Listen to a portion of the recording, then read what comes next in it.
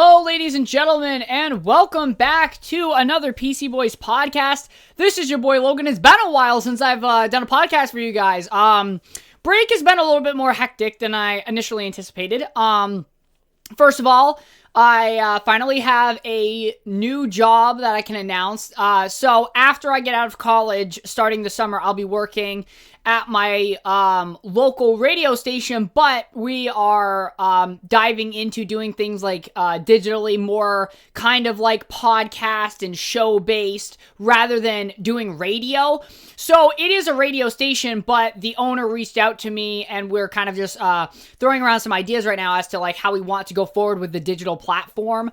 And I'm really pushing for like podcast like content, or at least like having multiple shows available for the station, but like on their website at all times. And of course, like doing segments and stuff on YouTube and whatnot to bring more people in. Kind of like how the Daily Wire has like multiple shows, but it's underneath the Daily Wire brand. I was kind of thinking the same thing for the radio station. But I'm really excited about that, as well as over break. Obviously, the first half of break was very busy when it came to family stuff for the holidays, and then we ended up putting down our dog, unfortunately, over break. So it's been a very rough break. It's had its ups and downs. So that's why there hasn't really been any content being made. I planned on doing a lot of content over break, but everything just ended up divulging into chaos in one way or another. That I just didn't really have the time to sit down and do it. But finally, I can do my Echo review for you guys. I'm really excited to do this because it's been a while since I've done a really deep dive review. We're also going to be talking about Deadpool 3 a little bit, once we get through the Echo review. So this is going to have like kind of two different parts to it, if you will. But, as usual, please follow us on Instagram. That is where we normally post first and foremost whenever we upload a new podcast. But so follow us there. Follow us on Twitter. That's another place that we like to use a lot as well. And please join the Discord. The more people in the community, the better. And of course, you know, we can directly communicate with everybody via the Discord. It just makes things a lot easier. Can put up polls and whatnot. I'm still waiting on more members to join before I really start throwing polls and stuff out there, because as of right now, the Discord is still small. But that's definitely something that I do want to, do, is have more of a conversation with like my audience and my community as to like what kind of things they want to see, whether that be for Rumble or for this channel. And for my Rumble viewers, I will be doing a podcast probably later on this week. And I'll be reacting to some videos and giving my thoughts on them and stuff, like I said I was going to do around Christmas time. But without further ado, let's get into today's episode. Also, link tree will be in the description down below as per usual. But, so, Echo is a series that, for those of you that have been listening to the channel leading up to Echo, I've been very optimistic for the show. Back when they announced it, I wasn't overally impressed with what I was, hearing, because it was like, okay, we're taking kind of a tier 3 character, we're making a show about them, and I was like, I'm not really interested in that. But then when they said Daredevil and Kingpin were going to have big parts in the show, I was like, well, I love Daredevil and Kingpin, so, maybe the show will actually be really good. Now, Echo is the first Marvel Spotlight series to go underneath that banner. And those of you who don't know what Marvel Spotlight is essentially MCU projects that take place in the Marvel Cinematic Universe, but they're standalone. You don't need to watch all other shows or movies to understand what's going on in a Marvel Spotlight project. They are their own self-contained stories that you can just get into and watch without having to do a bunch of homework, which is very nice. And also on Disney Plus, there was a report released saying that how Echo brought in more people into watching the original Daredevil series that's now on Disney Plus, The Punisher, funny enough, and also as well, Echo itself had a lot of viewership when the show came out. Being the first TVMA Marvel Studios series, I'm not very surprised by that. Now, when it comes to the series itself, I am unfortunately disappointed. Now, when I say that, I'm not saying that the show is bad, but the show isn't great either. But this is the step in the right direction, and it was definitely, in my opinion, the most interesting Marvel Studios show we've gotten on Disney Plus outside of Moon Knight and Loki. That's me personally. I really did like Moon Knight. Now, Echo having a rated R or TV mature rating helped it in terms of the fight scenes and stuff, but I wouldn't compare Echo and its violence to anything we've seen in Daredevil. or The Punisher. The Punisher and Daredevil have to be the two most adult, like, gory, like, Marvel series I've ever watched. And that's why I personally love Daredevil and stuff, because it's darker, it's grittier, and they're not afraid to go, more into, like, serious topics, which I really, really enjoy. But that's my major problem with Echo, is that they have a TVMA rating, but I don't feel like they use the most to its, they didn't maximize what they could have done with the TVMA rating, right? Sure, there's blood, there's gore, per se, but compared to what Daredevil had, it's nothing. And while I think the TVMA rating did help this show, I still think they could have done a hell of a lot more with that rating. So that's kind of like my first, like, issue with it. Now, this story being a self-contained story, as I said earlier, basically the first episode recounts Echo's past and running away from her criminal underworld life in New York back to Oklahoma, to where her family and friends are. And this show is basically her rekindling, talking with her old family and friends, trying to take down Fist Empire, take it over and become quote-unquote king, or queen pin. But that's kind of like what the show is, and all the show pretty much takes place in Oklahoma, where her family is, rather than in New York. Outside of episode 1 or a little bit of episode 2, it's pretty much all in Oklahoma and not New York. Now, the way that they deal with Daredevil in this series is very underwhelming too. Daredevil shows up only for one fight scene in the very first episode, which the fight scene itself was okay. It's not overly bad compared to some of the other Disney Plus series we've gotten, but at the same time, there was a earlier version leaked, and it looked a lot fucking worse. Like, you could clearly see them missing each other when it comes to punches and stuff, but that version of the fight scene was also a lot lighter in terms of the color grading. So with the official release on Disney Plus, the color grading and the contrast and everything is turned, like, way down, so you, like, can't see the punches missing and stuff. So it being darker, literally in the room, makes it look much better than the original one that we saw. So that's, the fight scene was okay. That's what I would ultimately say about it. It's okay. But moving into the, I guess you could say, like, Kingpin aspect of it, Kingpin was very well done until the finale, which we will get to. But Daredevil, they had more Daredevil scenes, and Daredevil was supposed to have a bigger role in this series, which I was expecting, because reading the Daredevil comics, and Daredevil being my second favorite comic book, superhero, Daredevil and Echo worked together. And Daredevil essentially, like, trained her how to, like, use her disabilities in a positive way where, like, she can enhance her other abilities, right? So she's deaf, right? So enhancing her vision, and heighten her other senses that she does have is something that Daredevil, teaches her. He also, teaches her how to become, like, a vigilante and a hero and use her powers for good.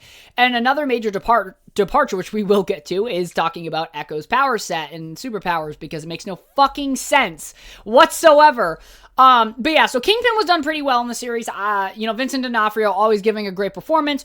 But in the very last episode, I shit you not, the final battle is basically Kingpin and his goons wrap up, her grandma and, I think it's her cousin Bonnie, or her friend Bonnie, and holds him hostage, and he confronts Maya, and Maya, like, channels the powers of the ancestors and then transfers it to Bonnie and to her grandmother, and then they start kicking the shit out of Kingpin's goons, and then Kingpin goes to punch Maya, and Maya just, like, stops him with, like, some, I don't know, supernatural touch or something, and then he just gets very weepy and being like, "What did you do to me?" And then he kind of just escapes to his convoy, if you will, we'll say, and then he leaves. So it was very underwhelming, and it made Kingpin look like a bitch, to be honest with you. And I was laughing when I was watching the finale. I was like, oh my fuck, why do they do this to all their movie villains now, or any of their villains? Because Kingpin was said to be, but one of, like, the Disney execs, well, not Disney execs, but, like, project leads and whatnot, he was talking about in an interview for Echo that Kingpin is going to be the Thanos level threat for the MCU street level characters. So, like, for Daredevil, for Punisher, for Spider-Man, Hawkeye, most likely being Kate Bishop, and Echo and whatnot. Like, oh, Kingpin's going to be the big bad, which is great, but when you literally have Maya take him out in the most underwhelming, boring way possible, by herself, it's like, why do you need Daredevil? Why do you need Spider-Man if she can just dispatch him that easily? And not even in a fighting way. It's really heartbreaking because if they made Kingpin, like, throw Maya around and, like, assert his dominance as, like, a super, like, villainous character like he did in Daredevil, then it'd be great. You know, it'd be like, oh, they did a great job, but instead, they just had him be taken out underwhelmingly. And when you look at Daredevil seasons 1 through 3 and how they build Kingpin up and make him very menacing in the way that not only he has his hands in everything and controls everything, but physically, he is just imposing. And then you go to the Marvel Studios treatment of him, where you have him in Hawkeye.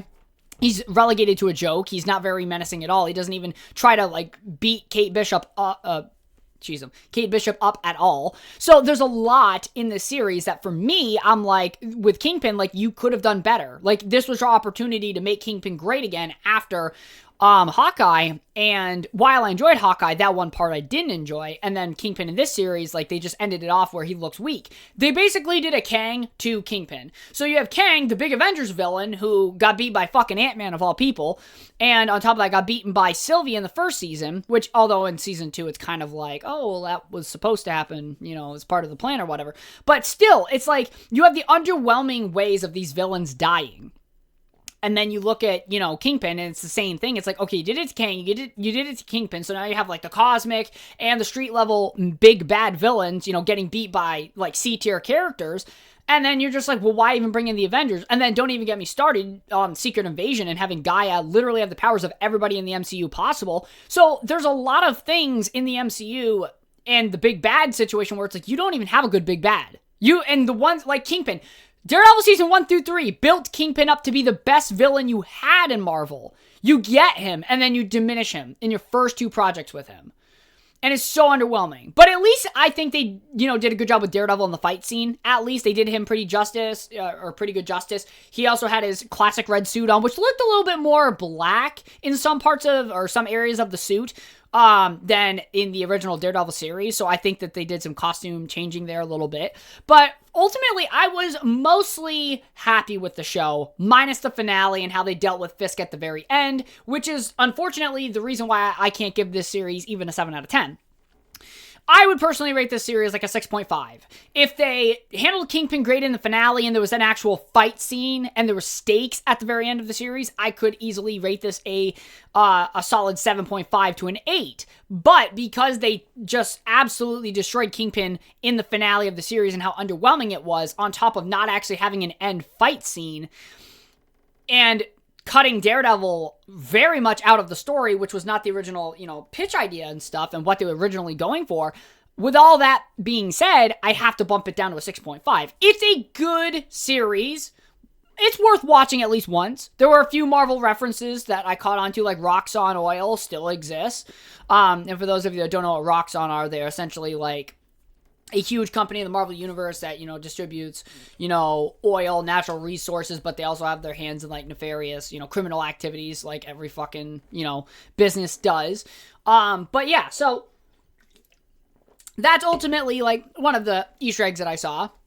But they also did confirm that Daredevil and the other Netflix series are canon, MCU canon. And if you go into the Disney Plus MCU timeline, Daredevil, Jessica Jones, Luke Cage, Iron Fist, The Defenders, Punisher are all on the timeline now officially, and I'm so fucking happy. Like, I don't get the people that were like, oh, Daredevil and the Netflix shows aren't canon to the MCU. I was like, they are canon to the MCU. They literally reference the MCU, not only on, like, the bulletin newspapers in the background of the bulletin's office, but on top of that, they talk about Thor, they talk about Iron Man, especially in season 1 where they talk about Thor's hammer and Iron Man's suit when, Wesley is talking to the Russians and stuff after Daredevil, like, you know, disrupts their operations. Like, it was very obvious that the show took place in the MCU, not even to mention, and obviously so this was, like, back in, like, 2015 and stuff, so, like, well before the multiverse was even being talked about. But if you looked at, like, Jessica Jones' poster and Daredevil, Avengers Tower was in it. And then obviously Daredevil shows up in Spider-Man, No Way Home, shows up in She-Hulk, and you're still questioning that it's, you know, if it's MCU canon or not. One thing on Marvel, though, it seems like that making Daredevil and the all these Netflix shows canon was like a last-second decision that they did recently. But I can literally sit here and tell you, way back when I was watching the shows as they were being made, I was like, this is MCU canon. I always looked at it as MCU canon, and I always will. Agents of S.H.I.E.L.D., on the other hand, they got to figure out if they're going to make that canon or not. As of right now, it's not. But we'll see if they ever do. I think it'd be pretty cool if they did. I haven't watched Agents of S.H.I.E.L.D. or at least much of Agents of S.H.I.E.L.D. It's something I got to go back and watch. But we'll see what they do with that. But back to Echo. When it comes down to most of the acting and stuff, I think it was pretty good. The fight scenes were pretty alright as well. The blood and gore, like I said, they could have amped it up. They could have used a lot more than they did, but it was alright for Marvel Studios' first go at it. But I think with Daredevil, they need to go all the way. And we'll talk a little bit about Daredevil later too. And Born Again, and some of the good news coming from that. But overall, Echo, I got to rate about a 6.5. Kingpin was really good, and they dealt with him very well until that finale, and then that really ruined it for me. There wasn't even a big fight scene. So, yeah, there is that. But would I watch Echo all through again? Probably not. Because it's just not worth the rewatch for me. It's worth watching once. I think everybody should watch it once. But, for me personally, I don't think I'd rewatch it outside of a few of the episodes. In which, like, episode 1, I'd rewatch that one all the time. Because that one has good action. It's got gore. It's got Daredevil. It's got Kingpin. It's got all the good shit. Like, episode 1, I think, is, like, very strong. Episode 2 and 3 are pretty good. And then I think 4 and 5 kind of, just get worse as they go along. But yeah, and when we take a look at the fan consensus for Echo, because I did want to pull up the Rotten Tomatoes and talk about it, the critics rated it a 74% and audience 62. So my rating of a 6.5 is relatively the average, score people are giving it. And it's a good show, it's worth a watch, but at the same time, it's not really that great either. It's like, it's in the middle there. But I think out of all the Marvel Disney Plus series, this is one of the stronger ones. And if this wasn't rated R, it would be more on the weaker side for sure. But it is a little bit different, so I do like it. I just really wish that they handled Kingpin better. But let's talk Deadpool 3 a little bit. So recently, we finally got our first official look at the Wolverine helmet. They're, of course, now starting to ramp up promotion for the movie, obviously, because it comes out this summer. And we got a calendar that shows Deadpool and Wolverine has on his original cowl. And it looks fantastic. It is official merchandise, so this is an official look, official, artwork and stuff, so this isn't like, someone writing or drawing a concept and being like, oh, this is what it's going to look like. No, this is like the official design. So it looks pretty good. It looks pretty solid. I'll actually pull that up for you guys. Hopefully the video doesn't freeze on me, but we will, we'll do our best here, see what, happens. So, but yeah, we will, take a look at this for Deadpool 3, because let's see if we can find the picture easily. Because they did have the picture out. It was like for a calendar or something. I believe is what they said it was for, a calendar. Does it really fucking matter? No. It doesn't matter what it's on. It's just a matter that it exists. Where's the picture of it? Great, we're gonna get all this fucking fan-made shit. Hold on. Wolverine cowl, Deadpool 3. Fuck.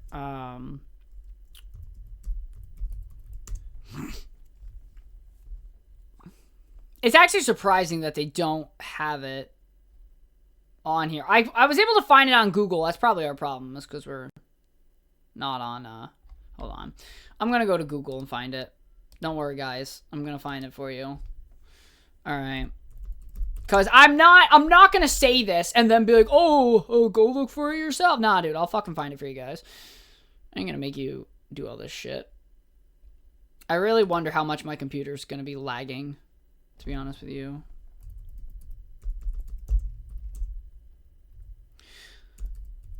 Okay. Hold on here. We're going to find it. We're going to get it. Okay. Here it is. Just got to give me a good image of it. Give me a good fucking image. Where is it? These fuckers. I love when you go to images, they just don't help you. But when you look up video. Okay, there we go. There it is. Okay. So, there you guys have it. This is official. This is the full Wolverine mask for the movie. And it looks fucking great. I hope that my podcast hasn't frozen in terms of the video, because if it did, I'm going to be very upset. But yeah, so that's what Wolverine's cowl looks like officially. And like I said, I think that this is artwork for a calendar is what was being said, but this is official. And it looks pretty great. So, yeah. So there's that. That was one thing I want to talk about. But the other thing was the Deadpool corpse. So or corpse. So for those of you that don't know, the other day there was a leaked picture of Ryan Reynolds. Well, it wasn't leaked actually. It was posted to his official thing. But it was Ryan Reynolds in a completely different Deadpool outfit, and he had long hair. So Deadpool 3 corpse. They probably should have a picture of Hugh or not Hugh Jackman. Okay, there it is. Okay. So essentially we got a picture here of Ryan Reynolds. He has his like hair up, long hair. Yeah, see, okay. Now here we go. So this is what was posted, and this is bringing up the idea of variants and the Deadpool corpse. And for those of you that don't know who the Deadpool corpse are, essentially 616 Deadpool recruits multiversal versions of Deadpool on a team to take out this supernatural entity that apparently is, going to like kill the multiverse and consumes the multiverse. I believe it was the Contemplator that asked the Deadpool corpse to go after, what was his name? What the fuck was his name? But it turned out to be like some alien or something, like when they went to kill him or something, it turned out to be an alien. But the point is the Deadpool corpse is like a multiversal group of Deadpools formed by the 616 Deadpool to go and take on this multiversal eating threat that turns out to be, essentially an alien. And then there's also another version of the Deadpool corpse where you have the original Deadpool and the good Deadpools versus an evil Deadpool that has this evil Deadpool corpse that are going after, multiversal versions of Deadpool trying to kill him. So, I don't know, like, when it comes to the multiverse, everything gets very, crazy, but yeah. So, when it comes to Deadpool 3, the Deadpool corpse, it looks like, is going to play some kind of role in the series. I don't know if that's, Deadpool recruiting Wolverine to help him kill other Deadpools that are messing up the multiverse, or if they're gonna go recruit a bunch of Deadpools to defeat somebody else that's, fucking up the multiverse. I don't know. But based upon this picture and what's been talked about is that obviously if you look at the suit, right, it's not the suit that Deadpool was originally wearing. It's a different Deadpool. It's a different look. And there's also another picture. Maybe it's down. There will be one down here. But there's him standing with the other Deadpools. Or the other Deadpool. He has like a dog in his arms and Wolverine's there. Maybe they don't have a picture of it up here. But, yeah, so they are talking about, the Deadpool corpse being in this movie, and I think that'd be pretty fucking cool if they decide to go that route. But we'll have to wait and see. Obviously, the movie does come out this summer as of right now. Fingers crossed that we get it this year. But yeah, I'm very, very pumped to see what happens in this movie. But the fact that they got Hugh Jackman back, the cowl looks amazing, his suit looks amazing, Deadpool corpse might play a role in the movie is pretty fucking awesome. But yeah. So I'm pretty excited for that, all things considered. Now, Daredevil Born Again. Good news. It seems like, as of right now, that we are going to be officially getting Deborah Ann Wool back and Foggy Nelson. I don't remember the actor that played Foggy Nelson, so that's my bad. But we are getting Karen and Foggy back in Daredevil Born Again. And Daredevil Born Again is also said to be basically Daredevil Season 4. Yes, they are making it basically Daredevil Season 4. I'm so fucking happy that this was announced. Because, for those of you that don't know, Daredevil Born Again, they're redoing the whole thing. And prior to this, Foggy and Karen were going to die in episode 1, or they were going to be mentioned to be dead in episode 1, and they were not going to be part of the series. They were going to redo a bunch of different stuff. It was mainly going to be a court legal drama with barely any Daredeviling, and obviously that's not what people that, want to watch Daredevil watch. And once Kevin Feige and all them kind of went through and was like, what the fuck is this horse shit? We need to start from scratch. They're bringing Foggy in, they're bringing Karen in. There's also rumors that the Punisher is going to make a return, which I hope they do, because I'd love to see John Bernthal back as the Punisher. And now with all the, Netflix shows being canon to the MCU, I mean, who knows? It's more possible now than ever. But I'm very excited for Daredevil Born Again, and a lot more optimistic now, because if they're basically making it Daredevil Season 4 and they're bringing Karen and Foggy back, it's going to feel more in synergy with the other seasons, right? Because if they're missing immediately, then that makes it feel completely different, and that's not what you want. But ultimately, I'm super excited. I'm really fucking excited for this. It's great news. The only issue and the only thing I think I'm a little bit worried and concerned about at the moment for Daredevil Born Again is how dark is it going to be and what is the actual plot going to be. Now, we know that Mayor Fisk at the end of Echo in the post-credit scene, Fisk is running for mayor. He sees, there's a mayor race going on, and, New York needs someone that can throw punches, take punches, yada, yada, yada. And we know that Kingpin is going to be running for mayor. We know that much. We also know that it's going to play a role in Spider-Man 4 because when it comes to Spider-Man 4, Kingpin, once he becomes mayor, he's going to outlaw being vigilantes, and then he's going to outsource, obviously, the villainy to supervillains. So, essentially, like Hitman, okay, I'm going to hire, let's say, Scorpion, and I'm going to hire, let's say, Tombstone to go kill Spider-Man and Daredevil for me while I'm here in office. Because, obviously, once Kingpin becomes mayor, he can't be doing all this criminal activity, at least on the surface, and if he's going to be doing stuff, it has to be like backdoor deals and stuff, so he's going to essentially pay supervillains to go after vigilantes, which would be very interesting to watch. But we know that much about Daredevil Born Again, is that, Fisk is running for mayor, and that's like his whole end goal, which will end up leading into Spider-Man 4. The main issue is, what else is going to happen in Daredevil Season 4, or Daredevil Born Again, whichever you want to call it? What's going to happen? And how's that going to, change everything going forward? That's the major thing that we're kind of, focused on now and trying to hear about. But yeah, lots of good news for Marvel currently, outside of the Marvels being a bomb, box office wise, and outside of Echo being kind of meh. But for the most part, I would say Marvel, going forward, they have a lot of time and, chances to make everything right again, because remember, Deadpool 3 is the only Marvel Studios movie coming out this year, and the last, Marvel Studios Disney Plus series we're getting is Agatha Harkness later this year. So those are the last two Marvel Studios projects we get this year, so they have a whole year really to get all their other projects on, point, get everything reshot, editing done, so that way they can start pumping out hopefully some good content again. And like I said, I'm very, optimistic, because not only are we only getting 2 MCU projects this year, but it gives them plenty of time to fix everything else. And hopefully as well, this gives Kevin Feige more time to get his hands or get hands-on with all these different projects that have been subsequently failing since Phase 4 has started. And ultimately, they need to change the boat around. The other thing with Daredevil as well that's kind of like a really big deal is Deadpool. Deadpool needs to be a good movie. Like, it needs to make money. It needs to be received well by fans, because Marvel right now does not have trust with people. They're starting to turn into DC, and that's not good. Sony Marvel movies is a whole different discussion, but when it comes to Marvel Studios, Deadpool 3 needs to make money, and it needs to be good. And I think they can do it, but you gotta let Ryan Reynolds be Deadpool. Gotta, leave everything on the table in terms of the gore and, the rated R shit. Don't hold back, because that will definitely hurt. And, if everything turns out to be really good with Deadpool, who knows where we'll go in the future.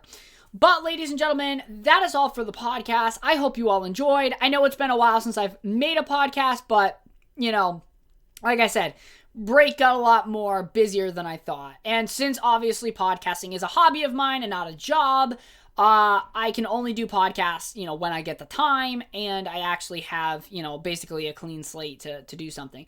But thank you very much for listening. I hope you all enjoyed, and I will catch you all in the next one.